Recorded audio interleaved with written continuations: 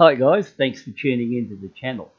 A few years back when I first started off with motorcycles, the very first bike I bought was a Triumph Daytona in 500cc's, and this bike on show now was fully restored, and it was fairly expensive to buy. The guy who I originally bought it off in Australia, he'd spent thousands and thousands of dollars on the machine, and he'd restored it from one end of it to the other. So he'd actually spent big bucks on the bike, and it was a really beautiful looking bike.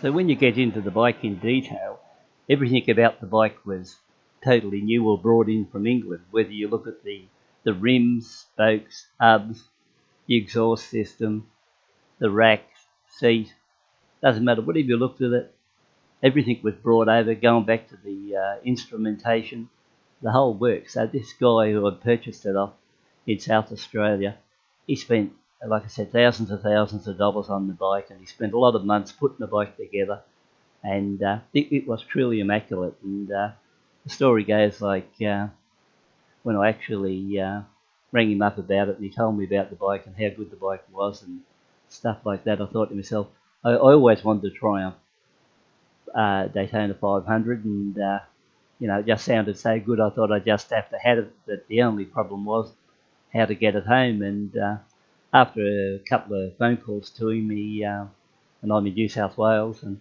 he said, oh yeah, we worked out some sort of a deal where he could transport it across to me. So that was about 1,000-kilometre run, so he had a bit of spare time, and he was able to load that Triumph up onto his trailer.